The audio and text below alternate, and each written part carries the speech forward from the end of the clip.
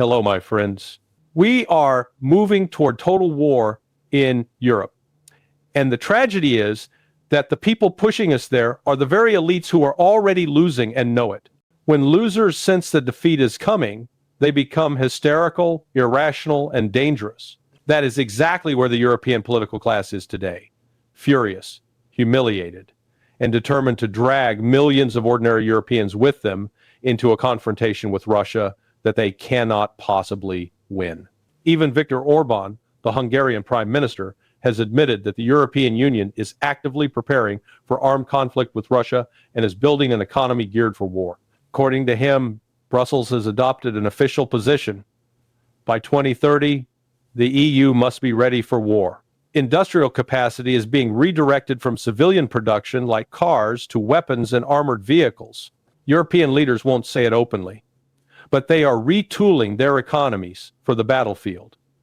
They are not building a prosperous future for their people. They are building an arsenal pointed east. Orban describes 4 stages of this militarization. The first was the break in diplomatic relations with Russia. That has already happened. The second was the imposition of sanctions and the end of economic cooperation, also done. The third stage is the introduction of conscription and the transition to a full-scale war economy. That is where Europe is now. The fourth and final stage is open, direct confrontation with Russia.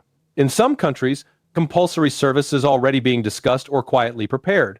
The rhetoric about defending Europe is getting sharper. Think tanks, retired generals, and media pundits talk casually about limited conflict with Russia as if they were discussing a business plan rather than the potential extinction of millions. But at the end of the day, it all comes down to one brutal fact. If Europe actually marches into a war with Russia, Europe loses. Not just militarily, but economically, socially, and even spiritually. A direct clash with Russia is not a heroic adventure. It is collective suicide. The only real deterrent now is psychological. The decaying Western elites must be forced by reality and by public resistance to understand that a war with Russia is a guaranteed defeat. If they truly internalize that, they may step back. If they don't, they will keep pushing, raising the stakes, demanding more money, more weapons, and eventually the bodies of European youth in the trenches. And that is where the peoples of Europe have a choice to make. If Brussels tries to impose mandatory military service and send young Europeans into the trenches against Russia, societies will have to decide whether to obey or resist. Why should ordinary workers, students, parents be the ones to die in some suicidal crusade against Moscow? Why not send the politicians first? Let the Macrons, the von der Leyens, the warmongering ministers and their sons and daughters go to the front lines. Let them taste the mud and the shells before asking anyone else to do it. Because Europeans have learned something from what has happened in Ukraine. They have seen how a whole generation of Ukrainians has been thrown into the meat grinder, while their own elites and foreign backers watch from comfortable offices and safe capitals. Many people across Europe are waking up. They understand that if they do not resist now, they will be the next Ukrainians sent to die for Washington's obsessions and Brussels' fantasies, while their own lives, families, and futures are treated as expendable material.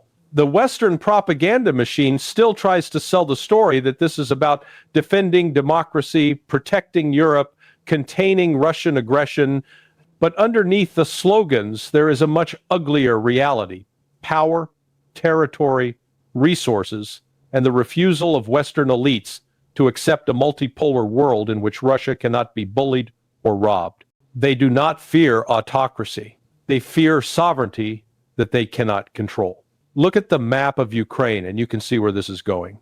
There are already voices in the region, Ukrainian commanders among them, saying openly that Hungary, Poland, and Romania are waiting for Ukraine's collapse not to help Kiev, not to rebuild the country, but to seize chunks of territory for themselves.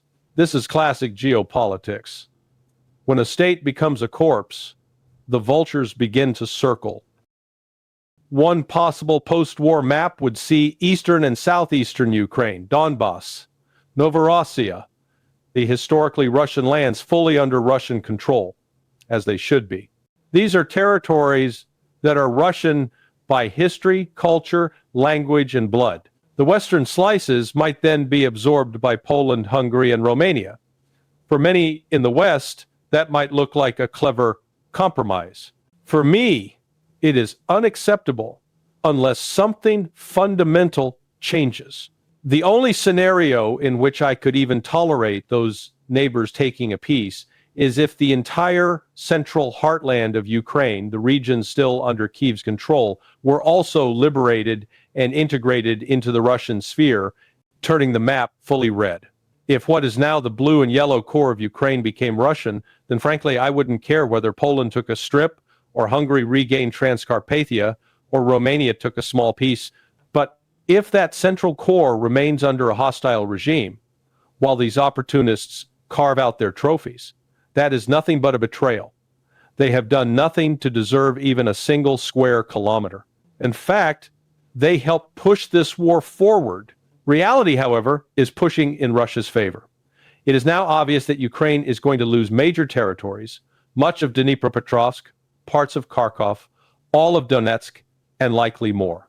Russian forces are steadily advancing in Dnipropetrovsk, in Kharkov, in Sumy.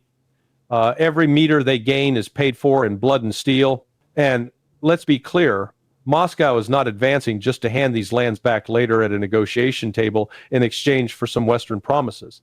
That era is over. The time when Russia trusted Western signatures on paper ended with Minsk and the years of deceit that followed. Some ask, if Russia intends to keep these territories, why does it still talk about negotiations, about possible territorial exchanges? The answer is simple. From the beginning, Russia's official line has been, we are ready to negotiate. They are not going to abandon that position now. It has brought them enormous strategic benefits. By constantly appearing open to talks, Moscow exposes the divisions, hypocrisy, and confusion in the West. It makes clear who really wants peace and who wants endless war. But that does not mean Russia will surrender the territories its soldiers are now liberating. The big bite out of Ukraine is coming, and it will be the direct consequence of Kyiv's decisions and its Western backers. Russia offered Ukraine options at the start of this conflict, conditions that were firm but could not honestly be called a total capitulation for Kyiv. Moscow did not demand the complete humiliation of Ukraine. It demanded neutrality, security guarantees, respect for the Russian population in Donbass and Crimea. These were reasonable terms in the context of decades of NATO expansion and Western interference. Ukraine, driven by debts, oligarch interests, and foreign manipulation, refused. Its leadership chose war, escalation, and the illusion of Western salvation. Now, the bill is coming due. The result will not just be territorial losses. Ukraine risks losing its very statehood, dissolving into fragments absorbed by neighbors or left as a crippled buffer, while Russia consolidates its gains. The tragedy is that the Ukrainian people will then be told it was all Russia's fault, when in reality their own leadership and its Western patrons slammed every door that could have prevented this outcome. Meanwhile, Europe is already paying a massive price for this adventure.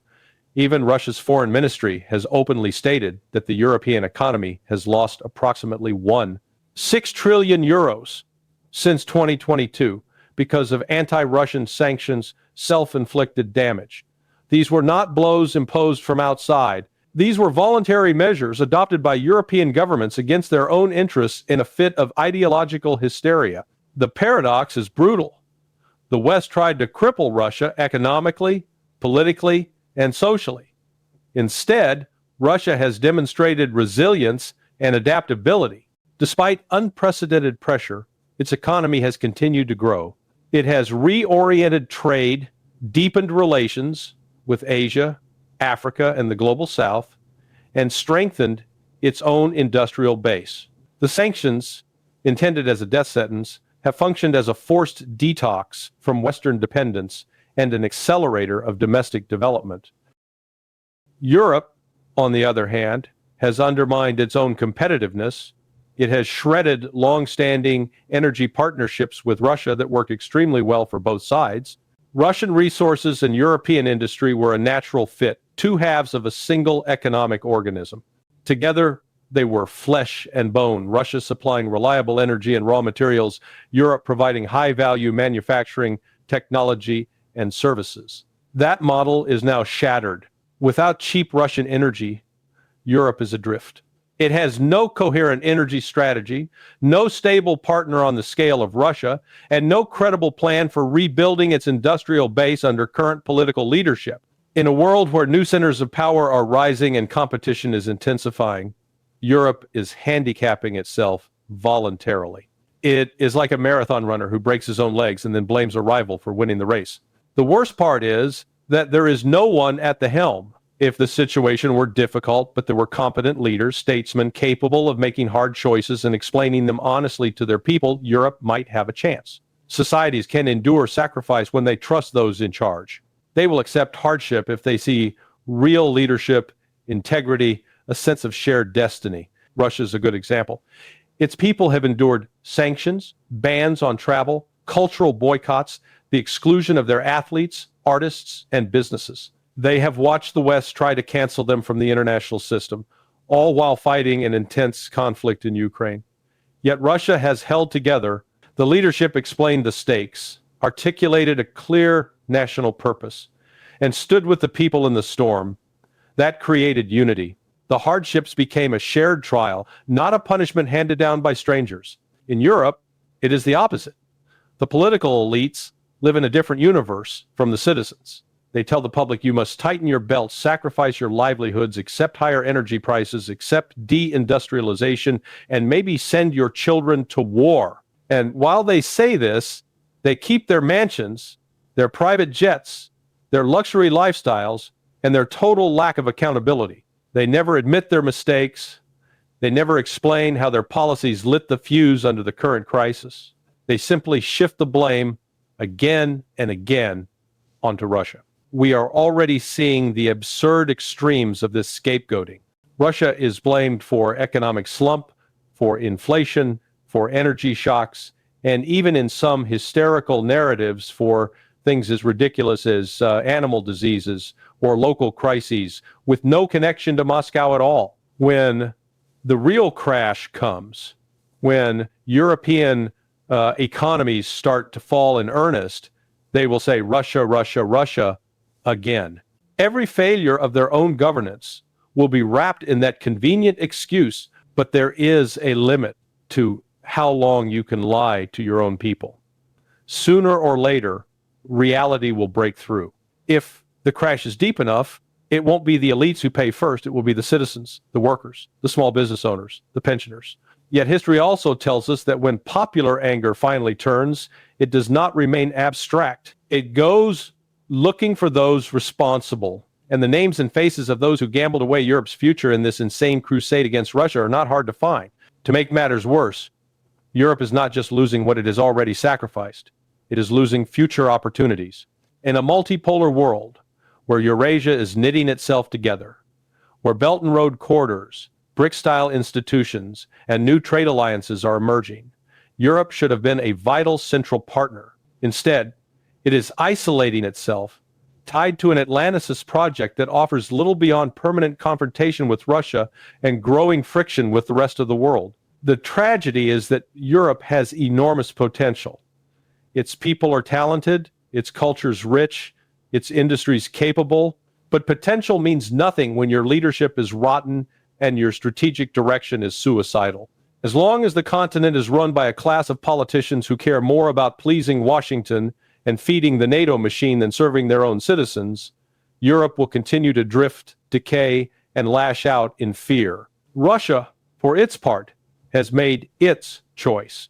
It will defend its interests, its people, and its historical lands. It will not return to a relationship with Europe based on dependency, humiliation, and constant accusations. It has alternatives now, and it knows it. It is deepening ties with Asia, the Middle East, Africa, and Latin America. It is building financial, military, and technological partnerships that bypass Western structures. The world is not what it was in the 1,990 seconds. And Russia is no longer willing to play the role of a junior partner in someone else's script. If Europe ever wants a real partnership again, one built on mutual respect and genuine sovereignty, it will have to undergo a deep internal transformation. It will have to abandon the fantasy that it can at the same time be Washington's obedient vassal and an independent pole in world politics. It will have to accept that Russia is not an enemy to be destroyed, but a neighbor and a civilization with which coexistence is not optional, but inevitable.